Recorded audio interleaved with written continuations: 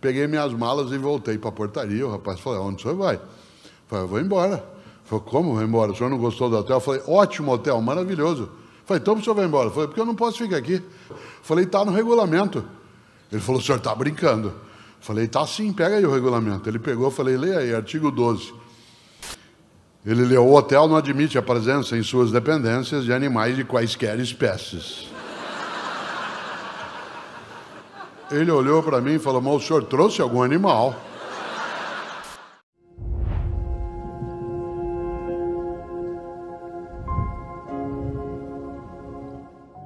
E uma vez eu entrei nesse hotel que estamos hoje. Entrei, fui para a recepção, fiz aquilo que em português a gente chama de check-in. Aí peguei, fui para o quarto. Quando eu cheguei no quarto, fiz aquilo que você faz em quarto de hotel. Você dá uma ajeitada no lugar para ficar do teu modo, né? Começa a ler o que está em cima, folheto, preço de frigobar, essas coisas. Peguei minhas malas e voltei para a portaria. O rapaz falou, onde o senhor vai? Eu falei, eu vou embora. Ele falou, como vou embora? O senhor não gostou do hotel? Eu falei, ótimo hotel, maravilhoso. Eu falei, então o senhor vai embora? Eu falei, porque eu não posso ficar aqui. Ele falou, como não pode? O que aconteceu? Eu falei, está no regulamento. Ele falou, o senhor está brincando. Eu falei, tá sim, pega aí o regulamento. Ele pegou, eu falei, leia aí, artigo 12.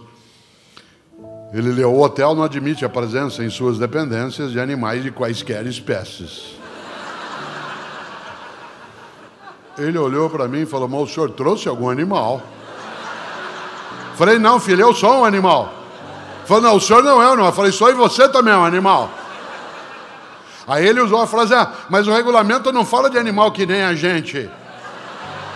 Cuidado, tem gente na vida que acha que tem gente e gente que nem a gente.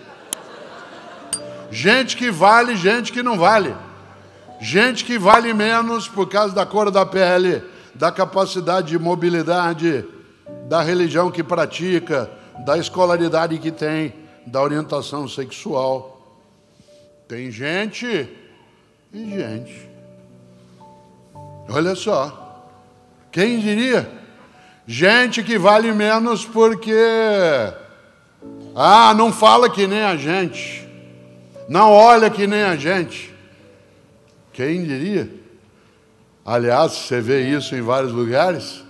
Quando alguém quer falar sobre igualdade, diz aqui, todos somos iguais nessa empresa, aqui não fazemos diferença do porteiro ao diretor.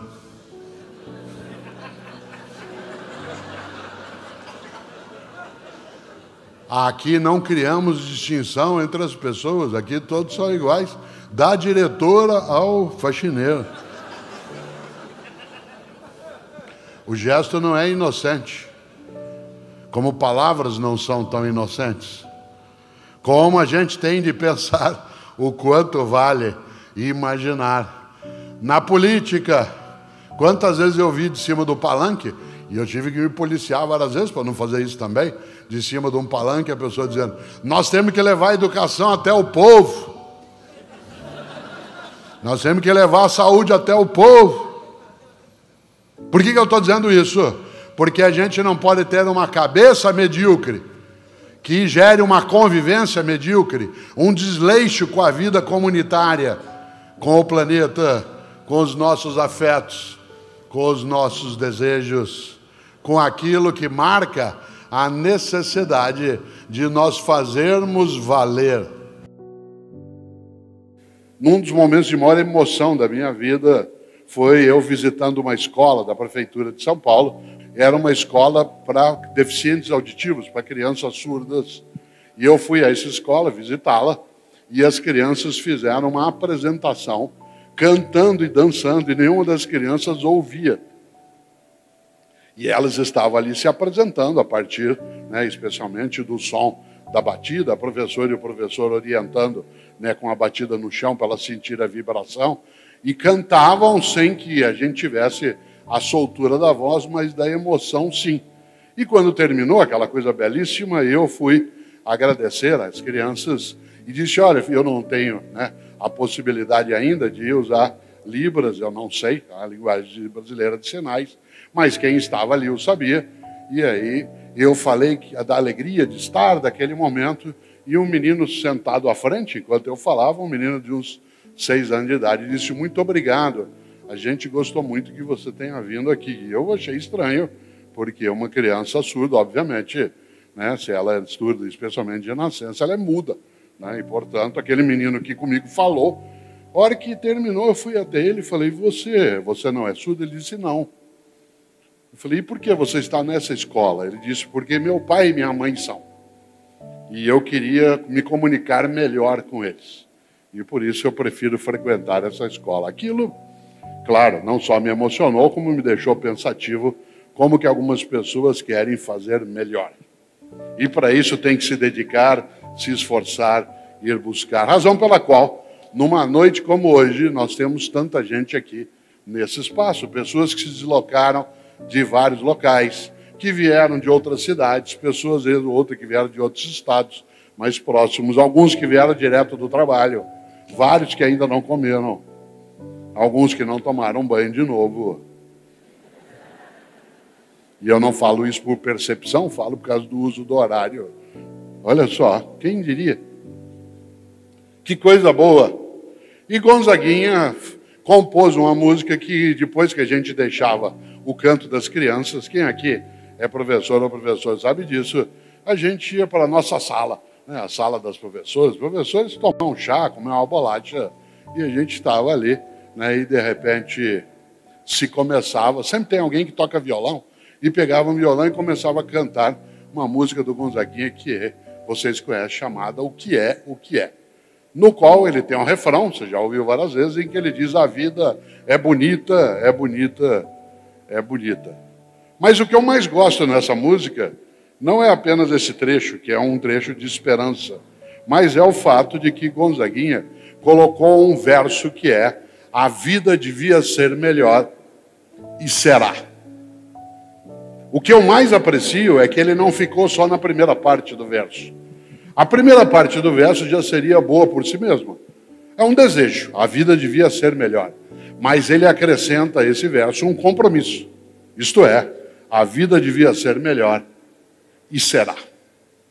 Esta ideia do e será coloca a necessidade de você e eu nos colocarmos de prontidão para que ela assim o seja. Às vezes você está numa situação em que parece não haver acolhida, e há pessoas que buscam acolhida. São capazes, por exemplo, de não deixar de lado.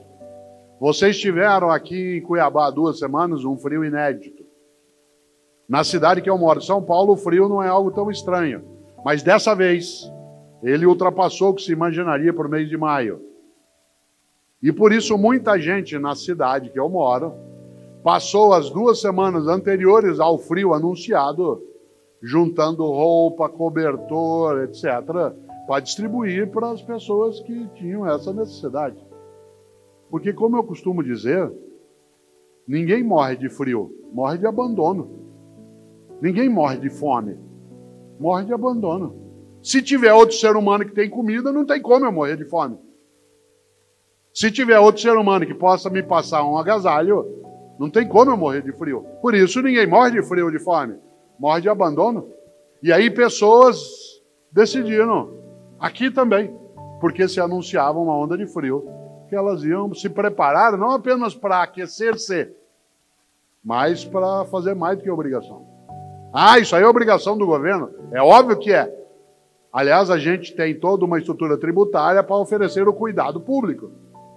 Mas se isso não é algo que se esqueça quando é necessário fazer mais do que obrigação. Não é uma obrigação, não. É uma forma de partilha.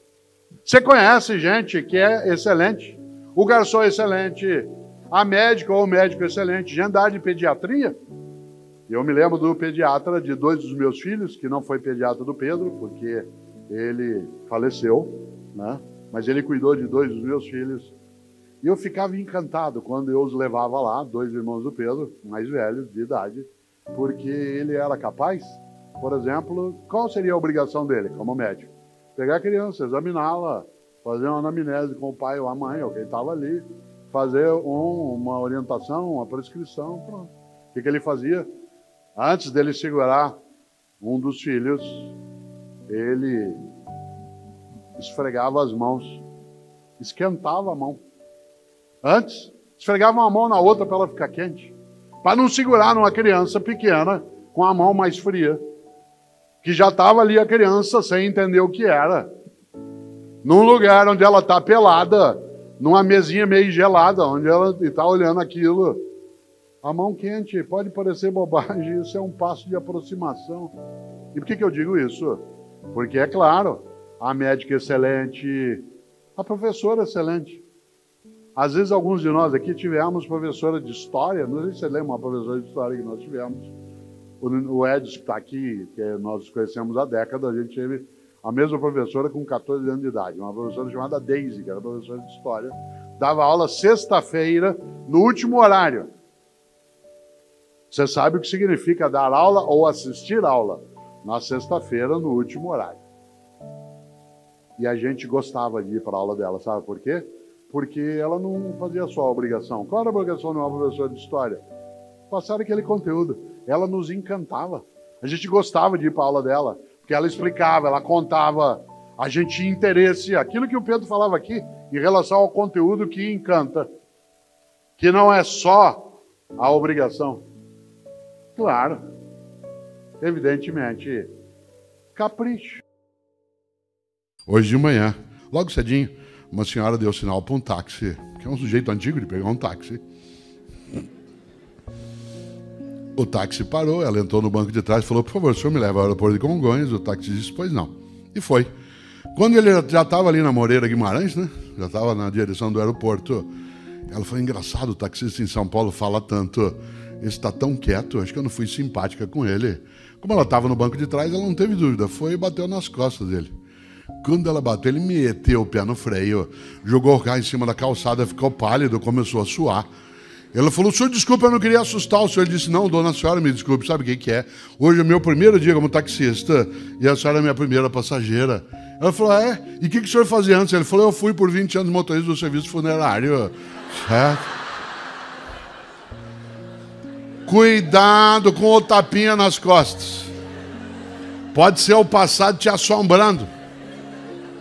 Não é porque você faz uma coisa há 20 anos, 30, que você está preparado para fazer.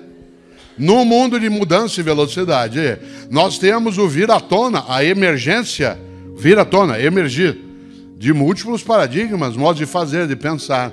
E nessa hora, claro, é preciso que eu seja capaz de não esvair a competência.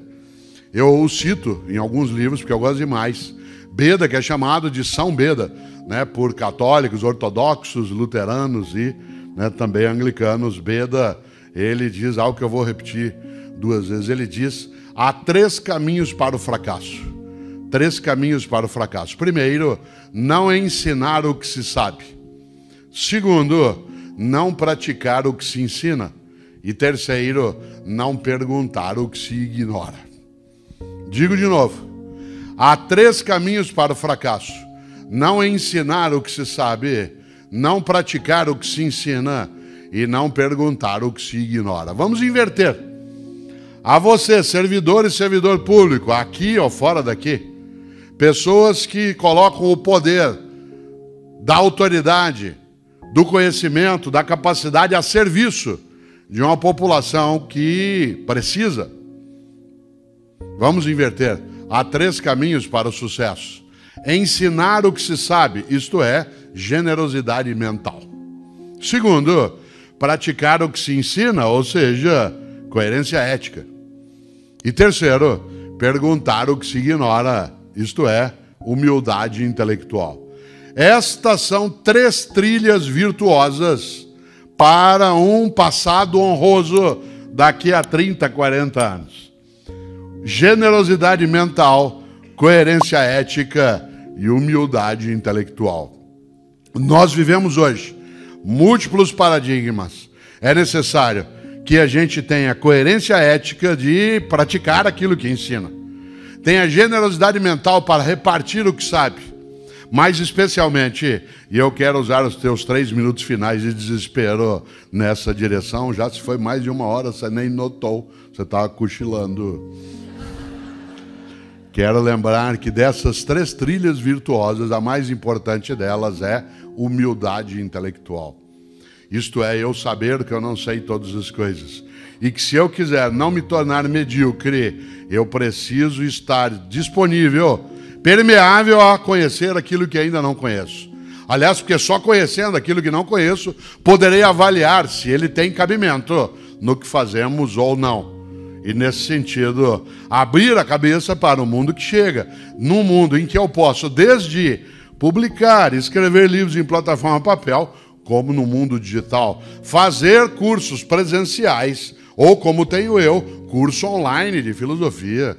Fazer aquilo que nos permite uma capacidade de fazer essas pontes todas dos nossos tempos de existência, mas acima de tudo, comemorar com humildade. E uma pessoa que tem humildade sabe que não se deve confundir humildade com subserviência. Uma pessoa subserviente é aquela que se dobra, que se humilha, que se enfraquece.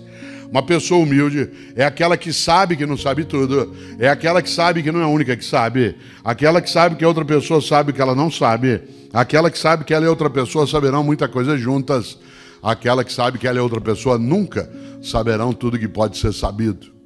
Foi claro? Humildade intelectual, generosidade mental e coerência ética. Preste atenção. A humildade intelectual nos coloca a necessidade, inclusive, de prestar atenção em quem não concorda com a gente. Uma das coisas mais tolas é achar que já sabe tudo que pode ser sabido e tudo que é necessário.